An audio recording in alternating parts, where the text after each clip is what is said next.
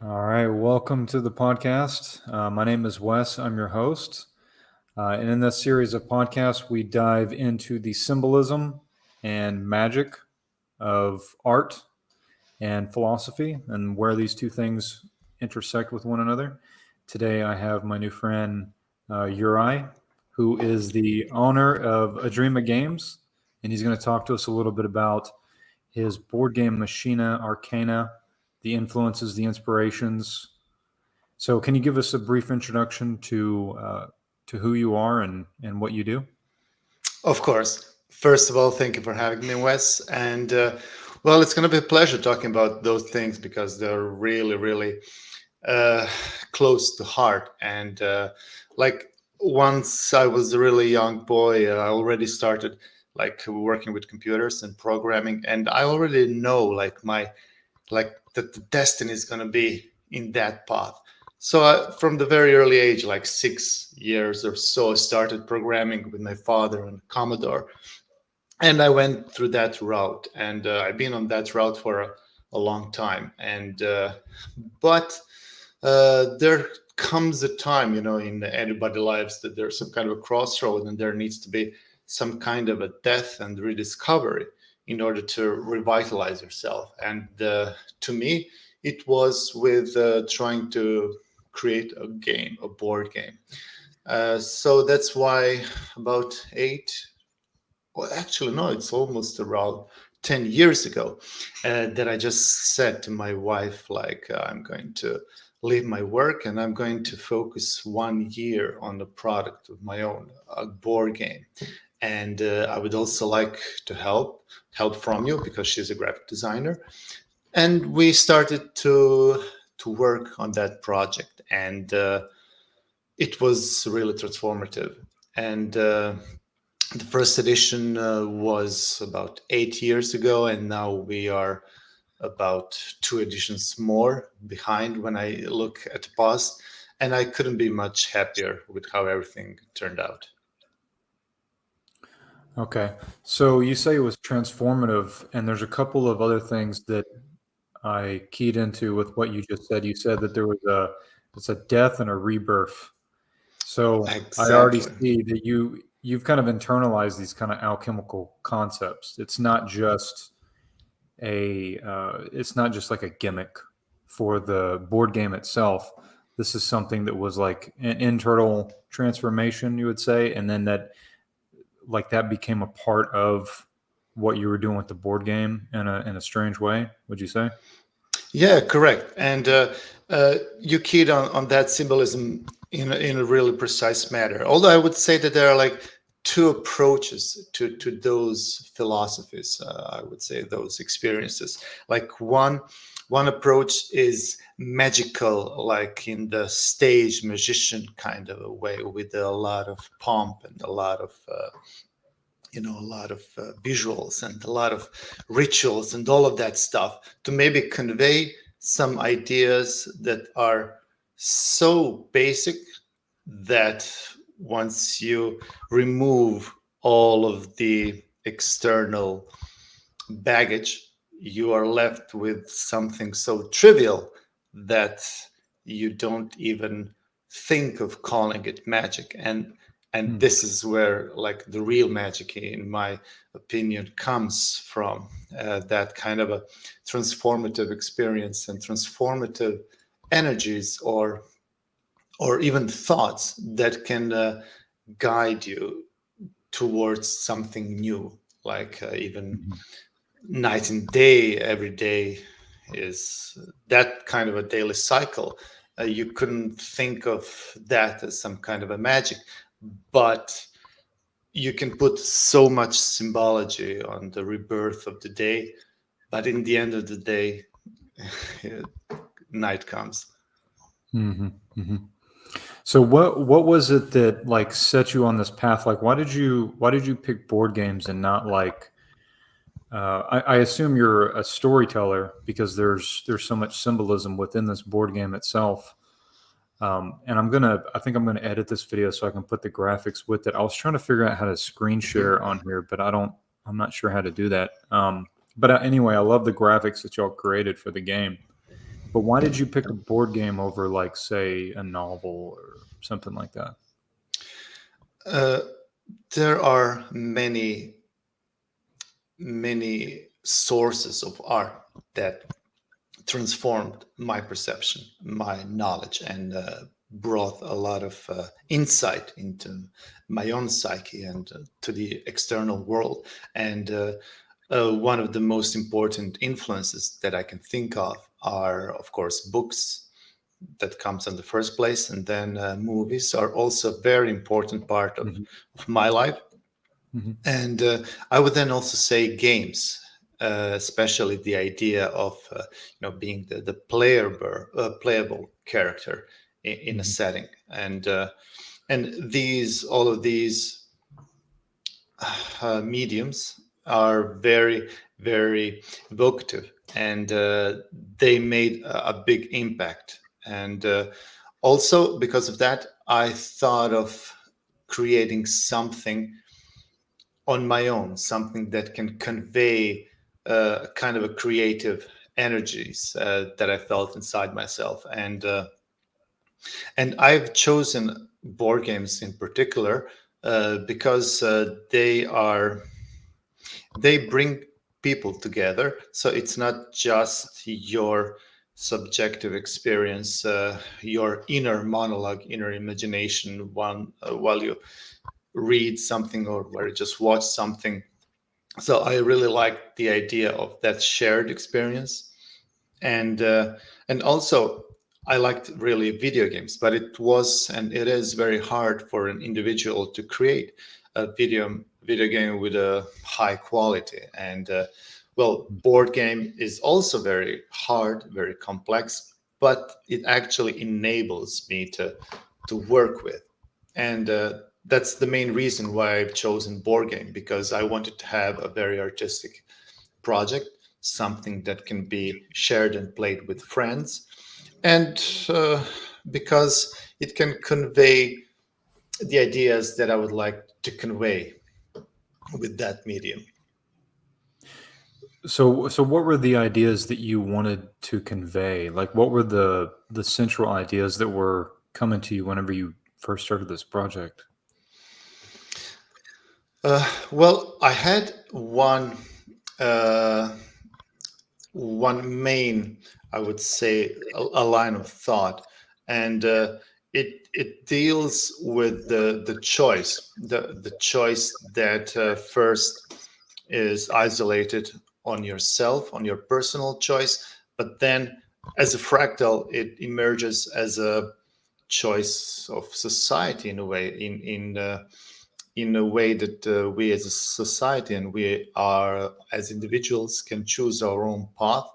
And if we bring that choice from the unconscious, subconscious to the conscious, then you would uh, then you would be put on a crossroad. And I wanted to convey, externalize that crossroad in Hmm. the board game. Okay. So if you had to sum up, I guess I should ask this: if you had to sum up like the core concept of Machina Arcana, what would you say? Like, if you could sum it up in like a sentence. Ooh, it's a very good question. It's a tricky question because it's maybe hard to convey in a sentence. But let me say, you can choose between suffering and growth, Hmm. and between conformity and death. Something about these Okay. kind. Yeah. And so the magical element, it came in as both like a symbolism for the game itself, but that was also obviously the same sort of crossroads that you were at personally. Correct, correct. And also, I wanted to create an open world with concepts that can be uh, further fleshed out as additional stories came into existence. Because, like the whole idea of Machina Arcana, like some kind of a cult mystery machine, Mhm. is something that's most importantly not understandable the human psyche. So it's not something that's like a mechanism that you can just easily reverse engineer. So the concept begins from the premise that we as people will never understand how this machine operates in its intricate mechanisms. And so this mystery then is and then we as people, as explorers to something that's unfathomable, need to understand and come to terms to what that is connected to our own destiny. When you say machine, are you referring to this process that we seem to go through that is like the individuation process of the Oh, individual? Like it's almost like a machine. Like I feel like I can relate to a lot of what you're saying about like the personal transformation element of it. Um, so because I'm doing some comics right now, and I'm having the same, a very similar situation to what I anticipate you're going to say, which is that you get to a point where you're at a crossroads, and if you do anything other than the thing that is the transformative experience, nothing else works for you. Like as soon as you're on that transformative path, the synchronicities and everything is just clicking into place. It's almost like everything is automatic. And then when you start to step back and you get fearful and you start saying, well, no, I need to go back down this route, and you start going towards that conformity, then it's like you're fighting an uphill battle. It's like you're swimming against the stream in a way. Is that what you mean by yeah. machine? In a way, in a way. First of all, I like your how you look at that thing as some kind of a fear creates that kind of a feeling of duality, and if we want to transcend that, we need to pass that duality, because fear creates that kind of a perception of us and something outside, and that Mm-hmm. reinforces that archetype. But in the concept of the machina arcana, it's that transformative element is individual, but it's also external, because there are many machinas arcanas spread across the universe to other planets as well. So that transformative element is also like a terraforming planetary concept. So it's not just individual and symbolic. Okay. So it's like a is that something that your interpretation of in your own narrative world and your own story world of it being almost like, I don't know, like a black hole or something? Like I'm not completely following what you mean. There are many creative forces and transformative forces in the universe, and Hmm.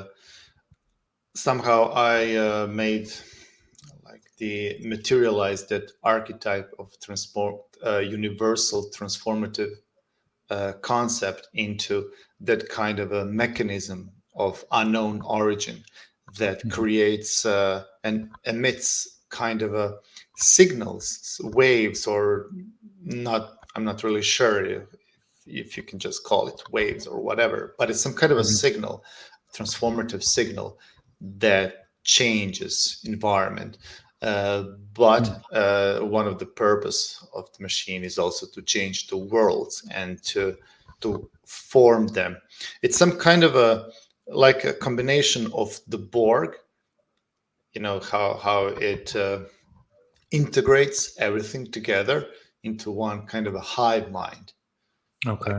like a godhead, but a bit tyrannical, like the bad aspect of the mother. But Hmm. then again, it's also a very can be blissful and evolutionary, like a needed evolutionary step.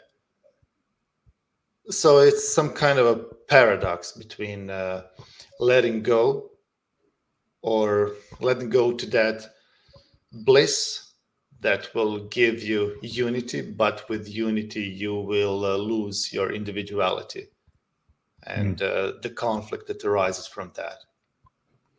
So it's kind of like the yin and yang of like creativity and destruction in a Yeah, sense. yeah, everything is permeated with that. Mhm. So what ideas were like? What kind of stuff were you reading whenever you started to put this game together? Like what kind of resources were you looking at? Well, Lovecraft is a really big influence, and I thank him not just for creating kind of a literary expression, the way that he writes and uses the words, and but also with the idea of trying to materialize those concepts of unknown and fear and the cosmic horror, and that's a big element in the game itself. And all the monsters are Lovecraft's creations. Of course, we interpreted that in our own way, but we used that lore to create our own mythos. Besides Lovecraft, for reading, well, as a boy, I did read a lot, like novels and even graphic novels, a lot. Uh, but I would say that most of the reading as an adult was well, like philosophical and occult literature that created that kind of insight into my own psyche that I wanted to convey through my project. Mhm. Was any of that stuff like Carl Jung or anything like that? Well, of course, yeah, Young Yeah. and Campbell, like they are the biggest in the Mhm. comparative mythology, and yeah, their insight really changed how I perceive myself personally. Mhm. Yeah, I also saw like one of the images looks like it was a kind of a throwback to Crowley. Yeah, correct. Yeah. Yeah, Yeah. yeah, Yeah.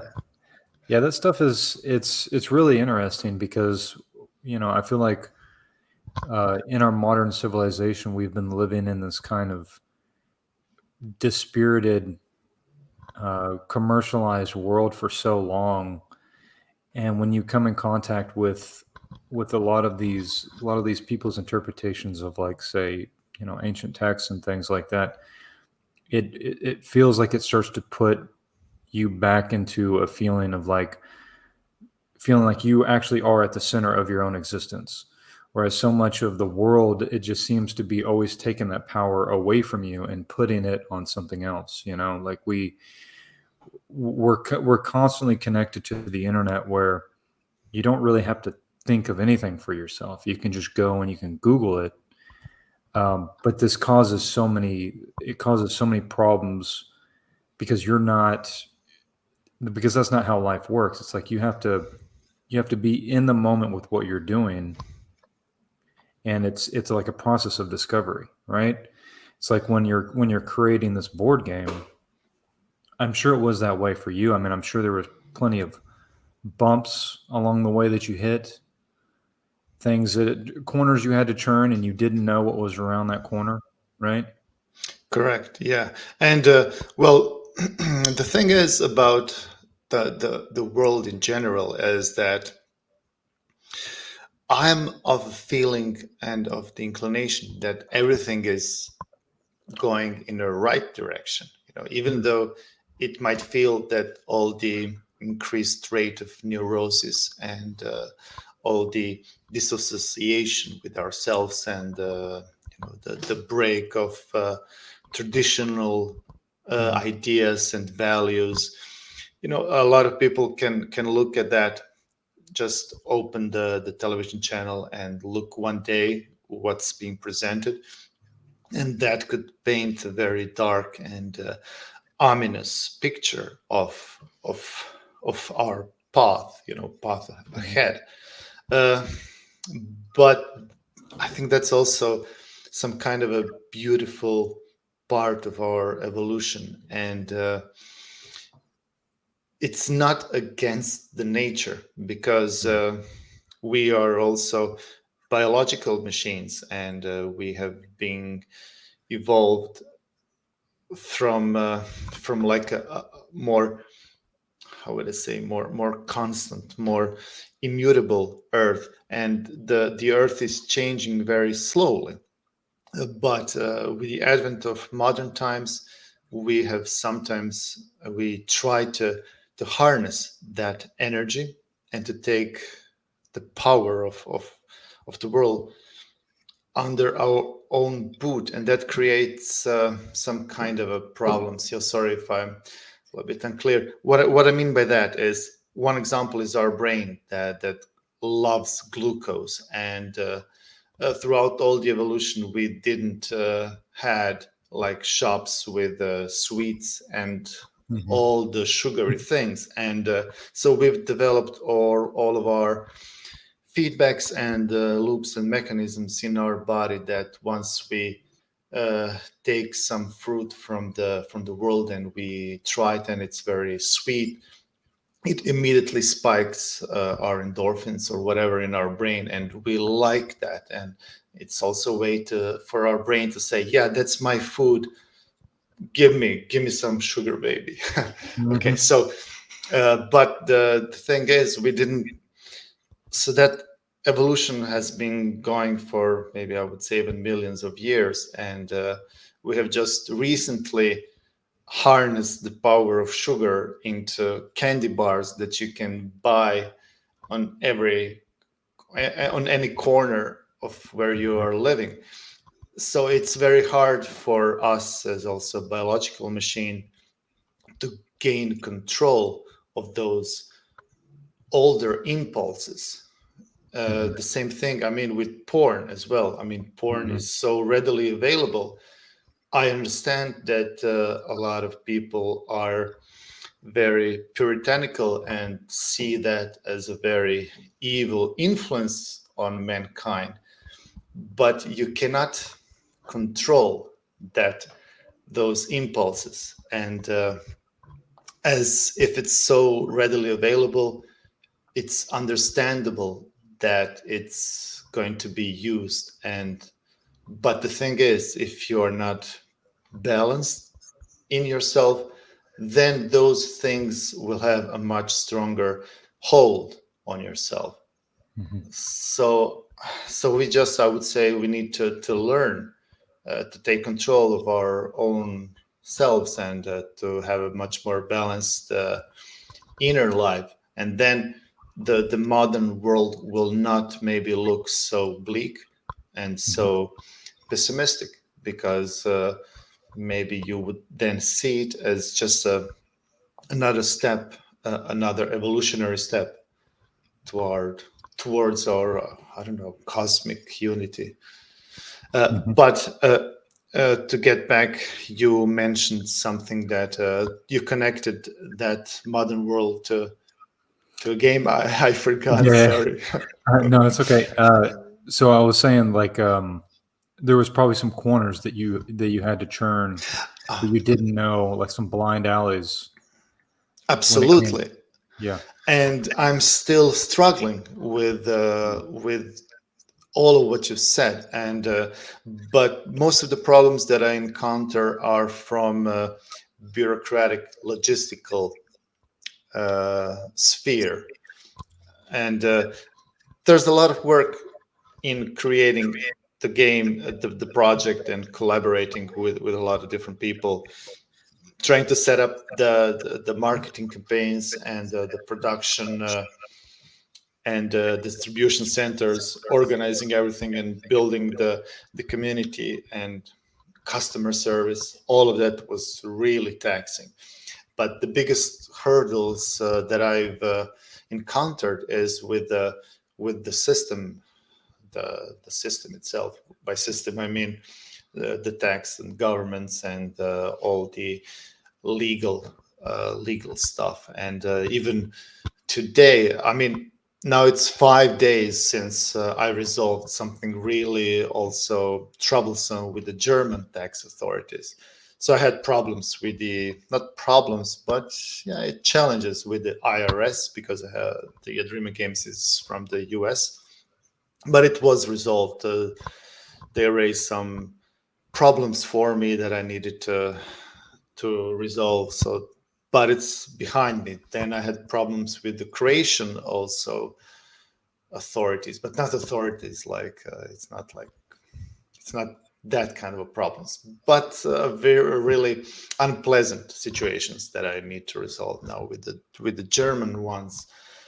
So yeah, so it's hard, it's troublesome, and it would really help if I would have a couple of people to help me out. And I think that that's not a good approach that I made, is to put everything on my back, and so I controlled everything, and that really stressed me out on a number of occasions. So I would recommend it to other creators to try to find other people who would also help to some regard, and not to micromanage every aspect of the project.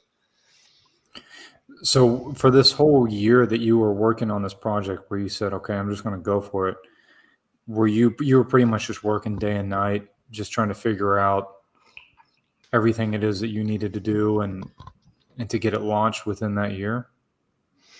Yes, for the Machina Arcana projects, exactly. It was a really like the complete day was just focused on that. And but for the upcoming game, the Signal that I'm working at the moment, it was a little bit more relaxed. Maybe my kids and new house brought a little bit of change of pace and change of perspective. So I took a little bit gas from the pedal from no gas from the no how do you say feet from the gas pedal will be Yeah. some yeah, that kind of a concept. So it was a little bit more relaxed approach, but uh, there was also something interesting that I would like to mention, is that for the third edition of the Machina Arcana, I worked with a brilliant creative mind, Andy Lennon, who is the writer. Mhm. And once I established the draft of the Signal game, and he's from Australia and I'm from Croatia, and once I've had the draft of the game, I said to him, "Look, Andy, what you say that you come to Croatia, we're going to close ourselves for 1 month in a cabin in the woods, and we're going to work on the project to polish it, and you'll help me out with a lot of stuff, with the creative stuff, and maybe with cooking as well." So yeah, that was a really interesting experience, Okay. to have that kind of a focus, a prolonged focus, with also another creative person. It Okay. it justified, all the work that I've done before, and it reassured me that I'm not just crazy, because I'm really in love with the new project. I think it's revolutionary, but it's just my subjective opinion. So I wanted the opinion of another person that I respect. So that was a really, really cool time. So what is this other project Signal? Is this like an expansion of Machine Arcana, or is it like a completely No, different? yeah, it's a completely different thing. And well, I always wanted to create a perfect gaming experience, and not just a gaming experience, but experience that could ideally have some kind of a transformative also element to it. So it needs to be artistic as Mhm. well, but it needs to be casual. So the problem, I mean, the problem, somebody can say that that's a positive for Machina Arcana, is that it's a bit complex, and it can take a lot of time to play and to grasp all the concepts. So the learning curve is quite steep. So with the new project, I wanted to create a completely from the scratch new project, but to still have that same plot in the world of Machina Arcana. So it's an extension of Machina Arcana, not an expansion. It's a completely new game. But I want to have some concepts that I played with from forever, but I didn't had maybe even the knowledge to implement that, because the new game is going to be more like a playable comic book. Because I'm a really a graphic novel aficionado. I love comic books, and the idea of a playable, complex, transformative comic book experience that you can play with your friends is something that really interests me, and Hmm. that's why I'm so in love with that new idea, and it's a really a big depart from the previous Machina Arcana, like a totally new game. So yeah. So a playable comic. So do you mean it's almost like a choose your own adventure kind of thing where people are putting like what do you mean by that? Well, Or, I can't talk too much about okay. that because Yeah. some of the Somebody elements, yeah, yeah, some of the elements I haven't seen. okay. Yeah, it's quite new. And you mentioned choose your own adventure. Some parts of that comic book will be like that as well, Mm-hmm. but just some parts of it, because well, choose or your own adventure games, they're fine and everything, but they lack also the maybe some kind of a complexity in order to be really enthralling, and Hmm. something that can then be shared with your friends. And so it's a little bit limiting if I would just focus on that aspect of the game. But Okay. in due time, Wes, I would like to, yeah, maybe even work your comic book writer and Yeah. artist. Yeah. That would be cool. That would be really Awesome. cool. Yeah. Yeah, I've worked on a couple of small indie games as well as a Hmm. board game that me and my friend did together. Right now, I'm working on As an what's that? artist, you Yeah, mean you worked as an artist, hmm a graphic designer as well, or just a Graph- illustrator? graphics and illustration. Yeah, so I built up the all the icons, playbook, all that stuff. So yeah, Awesome, awesome. cards. Yeah. And now you're working on also your new comic book as well. Yeah. So this year I've been doing something similar to what you're talking about as far as just focus on my own project. And I'm a huge fan of Philip K. Dick. I don't know if you Hmm. know who he is. You know who he is? Of Okay. course, yeah. I always run into people who know who this guy is now. Um, man, it's been a really interesting experience. So I'm basically taking his public domain short stories and I'm turning them into comics. And at the same time, I'm doing some video essays on Blade Runner and Minority Report on this YouTube channel. So if you're watching this, it's in my playlist. So you can watch the full Blade Runner series. It's like 10 episodes, and then I'm on part 6 of the Minority Report, and they go up every Saturday. And so what I've been doing is I've been watching the movies, but I've been going and reading through one of Philip's journals Mhm. called the Ex. I'm sorry. I'm sorry. But What? Što? Porašara, možete s mamom zatvoriti, ja sam na kolo. Ajde, zatvori, nemoj ulaziti. Sorry, my son. There are some friends, and they want something to go in the attic, but doesn't that's matter. okay. So you are working on a new comic book. That's where you stopped. Yeah, so the video essay series and the comics they go together. I call them Yeah. the Philip K. Dick files. And the reason why I call it that is because there's some journal entries that were released after Philip died called the Exegesis of Philip K. Dick. And you can find them online. And it's basically about it's like he wrote 9,000 pages of journal entries trying to figure out what had happened when he had this mystical experience With when he his had son. gone. Yeah, well, it was with his son. That was another one. But do you remember the one with the dentist No, I where he, just remember with his son the problem, the medical. the But premonition? yeah, exactly. Yeah. Mhm. So he had a couple of those experiences. Yeah, so I think the first one was that he said that he had gone to the dentist and he had gotten like a root canal or something done, and he was sitting at home waiting for somebody to deliver the pain medication to him. And he opened up the door, and it was a woman standing in front of him, and she had the Christ fish pendant on.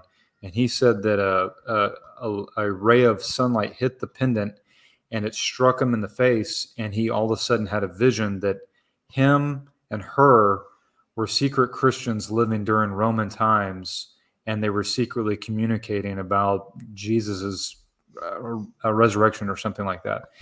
And I think shortly after that, he said that he started to get like some sort of visions from something that was beyond him, and he couldn't figure out if it was God or if it was just a being that was greater than him that was fucking with him. But the last 10 years of his life, I think that's when he wrote all of his most iconic work. And he says in these journal entries that that was all dictated by this being that was speaking to him directly. And so what I've been doing is I've been like going through and looking for the themes in this journal as I'm watching this, and I found that it I don't know what that term is. There's a term for it. You know how you can have like a spiritual text and you can just open it to a random page and point at something and it's specifically related to whatever it is that you were thinking about or whatever you were. Yeah, I yeah, don't know yeah. what the term of that is, but his journals, they have that quality.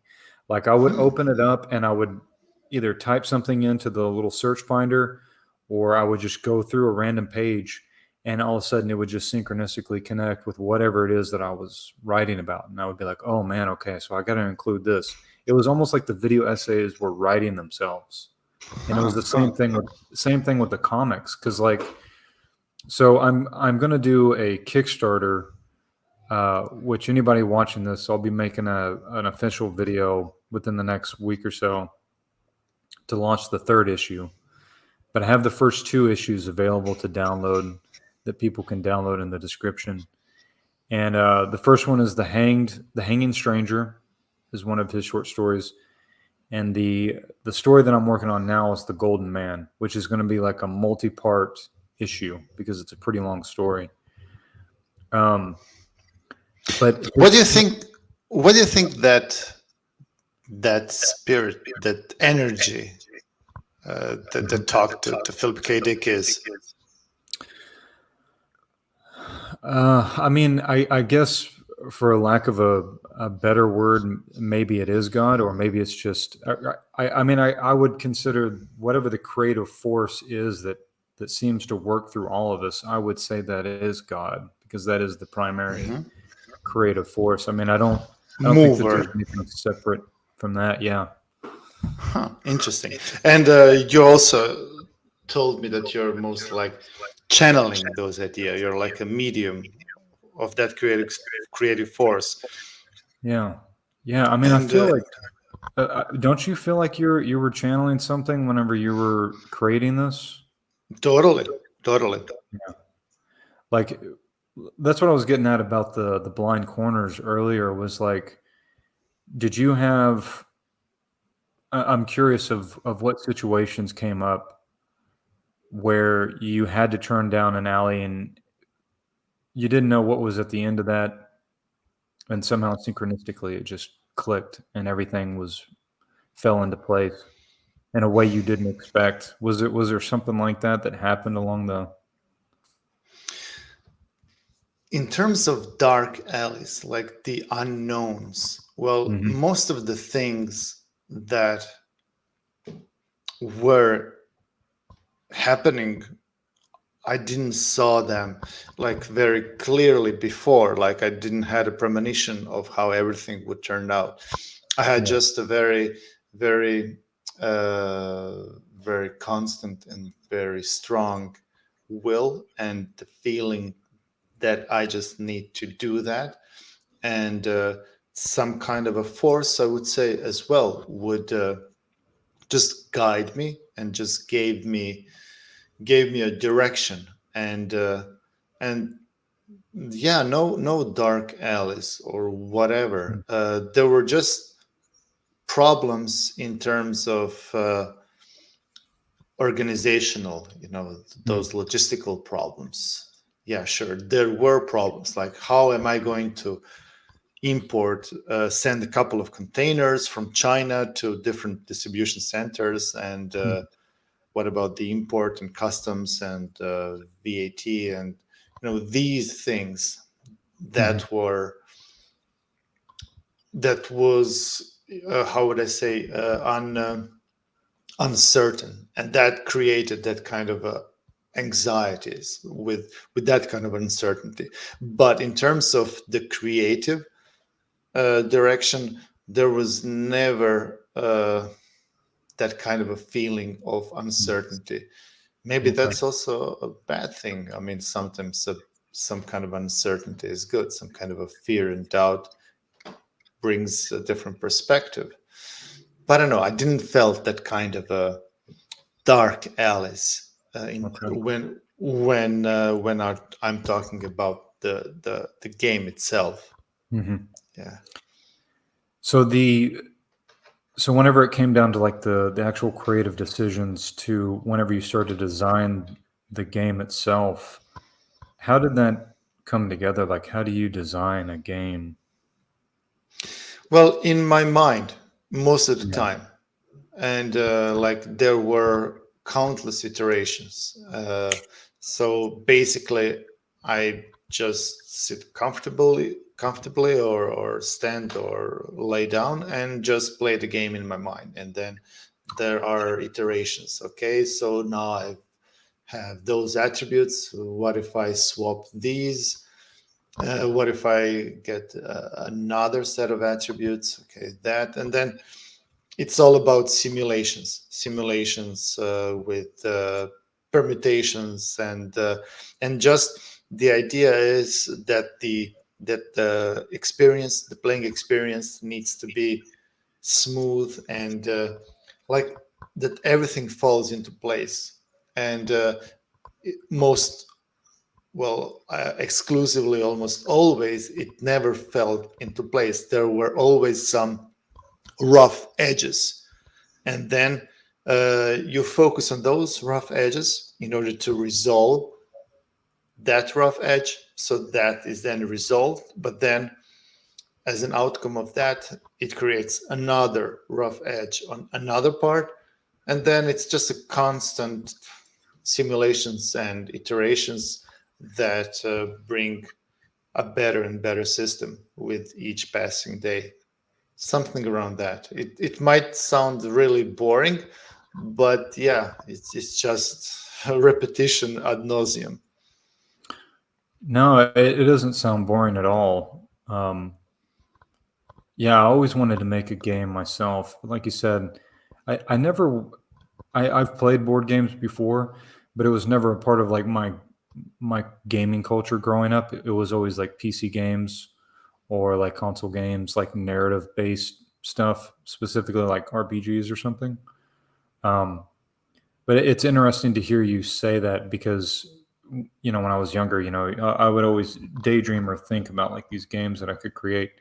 So when you say that you felt like you were channeling something, did you feel like the ideas it is that you were imagining when you would sit down and play the game in your mind, um, did you feel like that idea was something that already existed and that you were interacting with? And in that sense, did you feel like it was channeling, or like what do you feel like in terms of Hmm. channeling? Hmm. Yeah. And you mentioned like video games. Well, to be honest, board games weren't a big influence Mm. when I was designing my game, because I mostly just played video games. And Mhm. you also mentioned RPGs like Baldur's Gate, Neverwinter Nights, Mhm. Icewind Dale. All of these games are a really big influence on my life and on my creativity as well.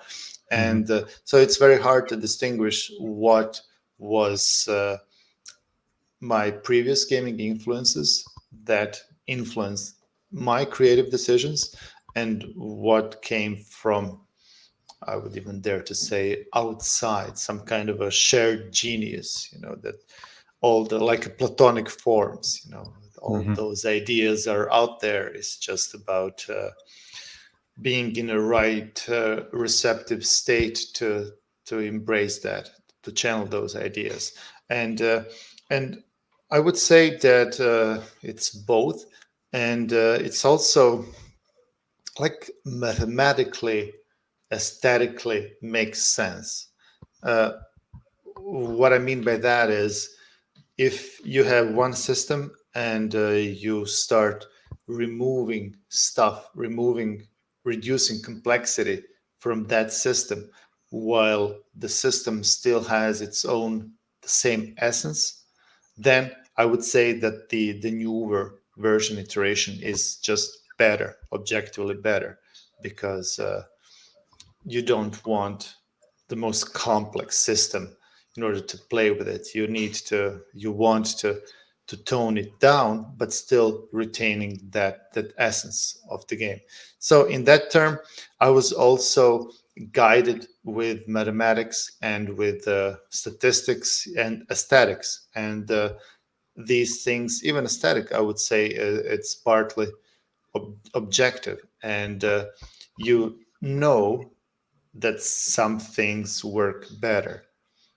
So that's a combination of everything, all of my previous experiences as a gamer that influenced the video games, that influenced my board game decisions, just the mathematics and the way of system design, uh, just trying to create a better system from the mechanical point of view, and Mm-hmm. that kind of intuitive subconscious ideas and geniuses and channelings that were also part of the creative design, because I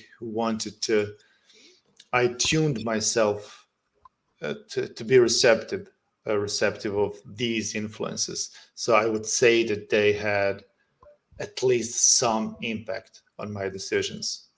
Mm-hmm. Do you so when it comes to like art in general, I've heard people say like novels are kind of like the reason why we create them is like they're almost like simulations of alternate realities of things that we could interact with on some level, and it's like we're like running a simulation and we're experiencing it culturally in order to know whether we want to go down that road or not, right? Mhm. And I guess that's the way it is that I look at anything that has a narrative. But do you think that there's something specific to games that it has? There's a specific value that games have that are like that transcend just a narrative that's being told to you. Do you know what I mean? Mhm. Yeah, yeah, and it can be, and I would say that it really depends on the specific game. Mm-hmm. Some games can have that narrative, transformative experience much more pronounced than other games. Mm-hmm. If you're just playing Mortal Kombat, you don't expect some kind of insight and breakthrough and these things, but some RPGs or some adventure games that goes with you through the hero's journey can have that effect on you, because we are all very empathetic, and once the your player avatar is going through experiences, you will mimic those experiences in your own soul and mind, so Mm-hmm. you will go through them as well. Totally. Yeah, I'm a firm believer that in a lot of ways there is no such thing as fiction, and I don't mean that in the sense that like obviously like a role playing game is not real in a sense. It's not really happening, but your subconscious mind doesn't understand that. Your subconscious mind just takes whatever it is that you're putting in front of it, and it just recycles it into your being, and it just becomes a part of you. Like you were saying about games like Baldur's Gate and stuff like that. For me, it's like I never got into the Boulder Gate games, but I was a huge fan of like Final Fantasy, Metal Gear, Silent Hill, um, Bioshock, like the stuff that has they so rarely come around now. I feel like so much of gaming has been turned into like a pachinko machine, whereas Yeah, whereas like yeah. in the earlier days, it was like there was a lot more experimental things going on because nobody knew what was going to work and what wouldn't. And so, people would just do crazy stuff, like, I don't know if you were a PlayStation guy, but No, no, no, no, really? no, Okay. Well, so you never played like any of the Square RPGs or anything like that? no, no, or JRPGs. Just No, yeah, okay. Just the computer. This is it yeah. CRPG? PC, PC yeah, RPGs. PC. Yes, yeah. Okay. But I totally get what you're saying, and maybe with the console games, it's a little bit more pronounced. But today, in today's market, I think it's very common, and they all share the same kind of a, I wouldn't say appeal, but the system, and it's just the market. I mean, the big companies have a lot of overhead and have a lot of expenses, and Mhm. every project is really risky, and they want to minimize the risk, and Yeah. they do this by using the common denominators and with the DLCs, microtransactions, and focusing on addictive aspects of the game rather than narrative and transformative aspects of Mhm. the game, because you need to sacrifice something, and as a big company, you're not going to sacrifice profits, you're going to sacrifice the essence, although in doing so you are sacrificing much more than that. I mean, we can just see the Blizzard. I really played a lot of Blizzard Mhm. games, although Mhm. not World of Warcraft, Mhm. but Warcraft and Starcraft and all of that stuff. It's just awesome, and it was interesting to me that like the Warcraft 3 has been developed. I mean, almost 20 years or so. I don't even remember now, but even now the reforged, the new version of Warcraft, it's even worse than what teams made like 20 years ago. So it's evident they lost something in the process, and that's actually a good thing, because if the big companies are not doing things from the heart, so to speak, then it's up to us, you and me, as smaller creators, who need to push the envelope and try to bring something with a soul into the world. Mhm. Yeah, I think this whole creator economy is it's just now starting, and I think it's going to have such a huge impact on people that actually take the time to go and do it. Like I'm getting ready to do this Kickstarter for this third comic, and I'm getting really excited. I don't know what your experience was with Kickstarter. I'm just doing like a digital comic, and so I'm aiming pretty low with it, just so I can learn as I go. But I've been looking around on the Kickstarter space and talking with different comic artists, and I mean, there's some guys that if you understand the marketing aspect of it, there's some guys that are pulling in like 12K off of a comic book. Hmm. I mean, and I mean, it's no like crime and punishment novel. I mean, sometimes it's just got a girl Yeah, with yeah, huge tits yeah. on the cover or something, but it's that new economy of people being able to create something and put it out there. It's very inspiring, and it's really and cool to see. and when do you plan to launch your campaign?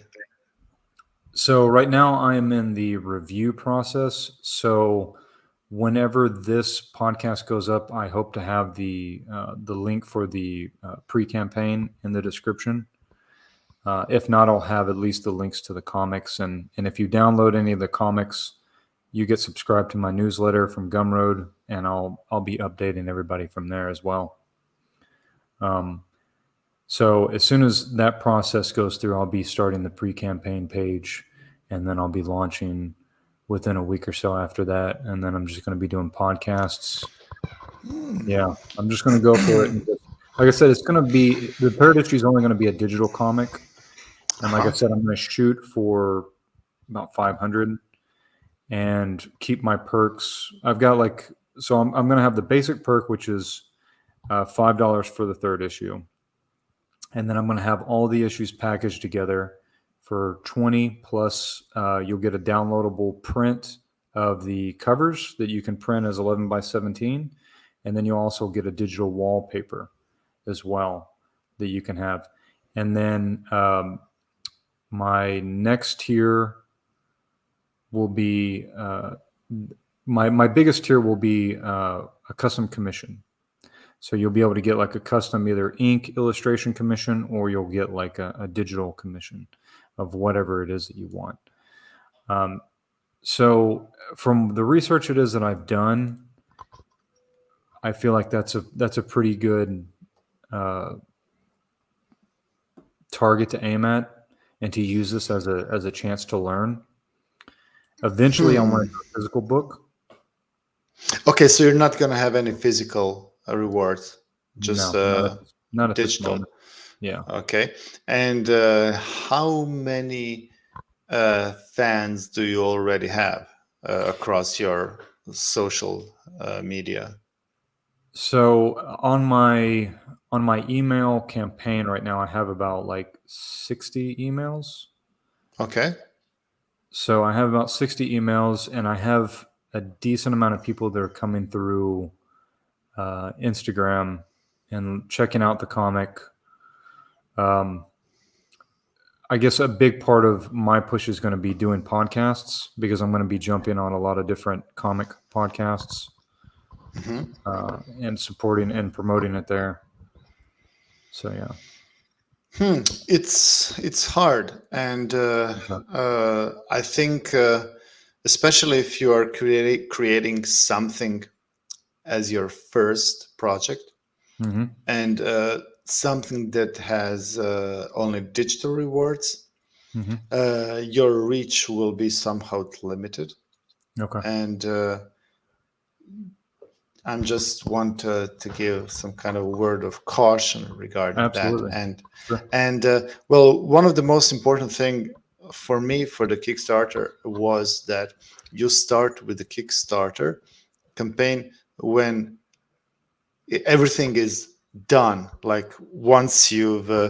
created the marketing campaigns and the product, and Mm-hmm. you have the whole team ready for your illustrators, your graphic designers, and once the product is done and tested and everything is done, all the videos are prepared, all the press kit releases, once everything like the campaign is done, then you start with a Kickstarter and you just go on a cruise mode. So the most, yeah, the most important thing is building the community, building the fan base. So that's all.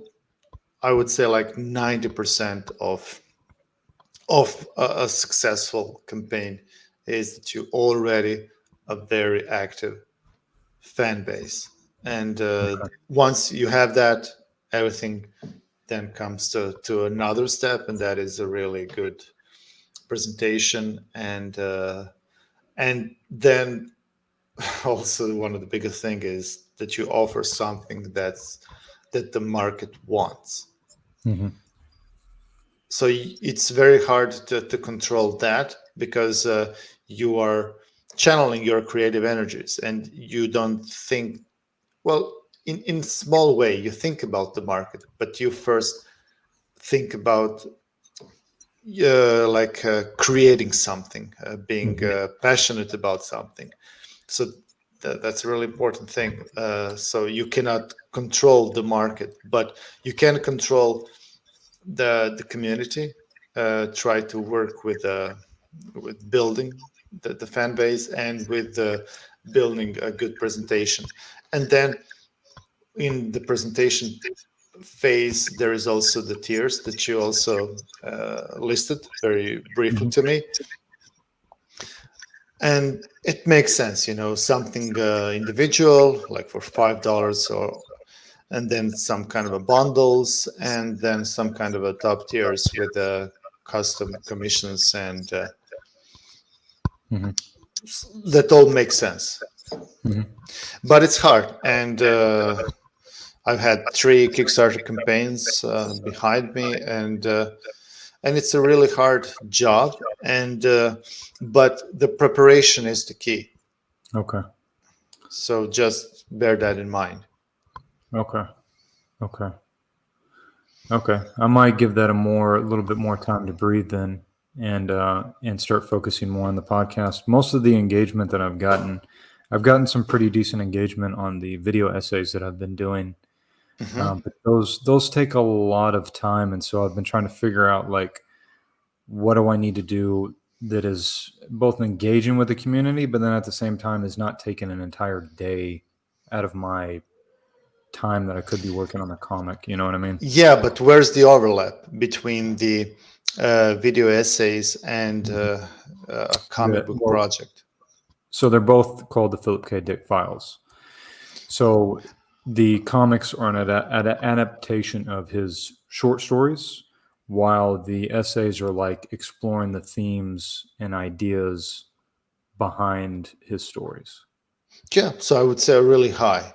Yeah, Yeah. because people who are interested in these video essays will be totally interested in having a comic book Yeah. representation of them. Hmm. And will they be very closely related? Almost some of the elements from the video essays will be reused in the comics. No, no, I wouldn't say that necessarily. Other than the themes that are in Philip K. Dick's work are pretty much in a lot of the stories that he talks about. You know, like there's just this sense that the characters themselves have either fallen through some crack in reality and they don't know whether they're seeing like a higher glimpse of reality or they're losing their mind. Getting mad, yeah. Yeah. Yeah. So, So, mhm. yeah. So go ahead. So that's, I assume, is why also are so drawn to Philip K. Dick, because of that archetype Hmm. of the Yeah. fool and the magician. Yeah. Yeah, For sure. For sure. yeah, but fool being the first, yeah, the first step Hmm. towards that. And regarding the Blade Runner, was it what's that so what is it in that story that draws you? You know what's funny is that I had actually never seen Blade Runner before I started doing the Hmm. analysis of it. Hmm. Um, I was a fan of Philip K. Dick from A Scanner Darkly, Minority Report, and then some of his books that I had read. Um, Blade Runner is really interesting because he does such a good job of which I think Minority Report in a lot of ways is a more superior film. But Blade Runner is, even though it's not this, Do Androids Dream of Electric Sheep, which is what the book is Yep. based on. The book and the movie are not similar at all, really. Um, but the ideas that are presented there, I think Ridley Scott did a really good job of showing the world that we would live in. You know, the stratification between the rich pretty much owning everything and having like the only thing that has like a sacred space to it is these oligarchs. You know, you have the Tyrell Corporation, and it's like the only thing that has any kind of majestic feel to it. Meanwhile, everybody else is living in the gutter. you know, and you see that from the very beginning opening when Deckard, like, what is he doing? How do they set up Deckard for the overall story? Well, he's somebody who's looking for a job. That's what he's doing. Hmm. Um, so you can start to imagine that he lives in this future that we seem to be stepping into, where people are concerned about, like, is AI going to take my job? The transfer of power more and more and more to the wealthy, where they own everything, and everything is just, we just rent everything, right? It's ultimately owned by them. I think Minority Report did a really good job of showing that too, because you have the scene when John Anderton is trying to escape because he finds out that he's going to be the killer of Leo Crow, and he doesn't know who this guy is, right? And he's trying to make an escape, and you realize that everything that he All the interacts with, commercials, yeah, all the eyes are scanned, and yeah, and the car that turns him around and tries to take him back, yeah, yeah, Um, yeah. so I mean, there's the political aspect of it, and then there's the soul aspect of it, of like in Blade Runner, where you have Deckard and I'm forgetting Roy Batty. You have Yeah. these two characters, and at the end of it, Roy Batty is really the one that seems like he was the good character. Like Deckard, when you really look at it, he's like this. He's kind of like a hollowed version of a man. Like he's sold his soul doing this job that is not in any way spiritually fulfilling to him. And so he's very much like all the other Philip K. Dick characters. Like, you don't know where it is that they fall, really.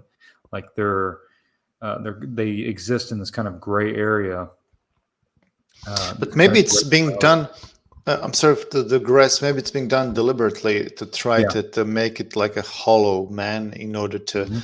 for you as like an observer, so that you fill in the Mm. blanks with your own ideas and your own persona into that character. Oh, well, I meant hollow in the sense that he's spiritually hollow, right? Yeah. Like, Mhm. the work that he does is not fulfilling to him in any way whatsoever. He doesn't want to go, like, whenever at the very beginning he's looking for a job, which is basically a statement about modern man, right? In this society where everybody's living on top of one another. And then when the police come to get him, he doesn't want to go. He doesn't want to go into being a Blade Runner again. And then he goes and he sits down and he talks to Brian. And what I find is interesting about that scene with Brian is that he pours him a shot. He pours two shots and he puts them on the table in front of him. And it's kind of like the first step back into this world that he was trying to get out of. And now he's trying to convince himself that he's better than this. But Brian's like, "Come on, you're not. Here you go. Here's your drink. This is how you can numb yourself to get you back into killing these replicants, right?" Hmm. Hmm. And we see that, like, he has this persona of this charismatic figure when he's interacting with other people, but in his own home, he's getting drunk and musing over old photos of people that he's lost, or whatever. um, their internal lives have, like, collapsed in on themselves. Whereas Yeah, Roy definitely. Batty, yeah, Yeah, whereas Roy, he lives in the past. While Mhm. although, but Roy Batty is he living in the now? Well, Well, Roy Batty seems to be looking for some reason to he wants to continue to exist. He feels like he's being robbed of something by only being so alive for kind of a 4 years. meaning he's looking for, Mhm. or maybe for the reason Mhm. for his existence, like because Mhm. like the replicants are just work machine, and once the consciousness lights up, then it's the Mhm. question: am I really that just a working machine? So, but why Yeah. did he then kill his father? Yeah, I think that whole scene, and then so when he goes and he kills Tyrell, and then the ending scene when he saves Deckard, I think that those two things, they parallel, because you get a shot of him in the elevator after he kills Tyrell, and he just looks so enraged. And I think that what they were trying to show with that is that he thought that he was going to solve this deep feeling of crisis inside him by getting revenge, and it was really only through the empathy of saving another life at the end of his life did he get that redemption that he was looking for, that to quench whatever that thirst is inside of him for some sort of meaning, like that's the way I look at the Roy Batty character. Okay, it makes total sense. I would also say, like with killing his own father, he also rejects the imposed roles that were placed on him and the expectations of his life, and then afterwards he takes control of that, and yeah. And Mhm. and clear Frankenstein parallels there as well. Yeah, totally. And that the monster becomes the one that redeems the creator, and that the humanity is more pronounced in the monster. Yeah. So yeah, Cool. I'm totally with Philip K. Dick, and I like these. Although I haven't read him, shame on me, but I saw most of what's available from his ekranizations. Yeah, he's an interesting guy, man. I mean, if you're listening to this and you want a good book to get into by him, A Scanner Darkly is good. The film adaptation is really, really well done. I may be interviewing somebody who worked on that film. I'm not sure yet. Awesome. Or a comic? Is it a film or a comic? It has that kind of a look that's really reminiscent to the Waking Life. Linklater, Richard Linklater directed both. Linklater. Yeah, and it shows. Yeah, it's such an awesome film. It's so trippy. Ubik is a good book to start with him. I think that's considered his most accessible, for sure. But it looks like we're running a little over an hour now. So why don't you go ahead and tell us like where we can follow you, where we can keep up to date on Signal. Well, if people are interested, they can just put Machina Arcana into Google, and either on Facebook or Twitter. All the Twitter I haven't posted for a couple of years. Maybe I don't really use a lot of those social media. I'm not really a social media guy, and my presence is. I'm not really into that. But the community on Facebook, especially the board game group, Machina Arcana group, is where most of the community is there, and all of the news will be posted there.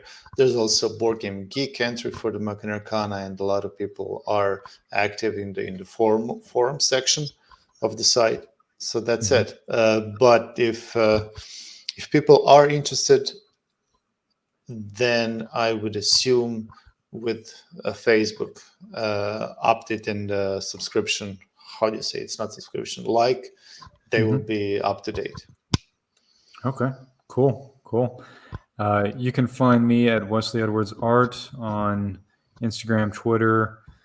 All the links to all of our information, I'll put those in the description below, so you can find all that along with the comics for the Philip K. Dick files.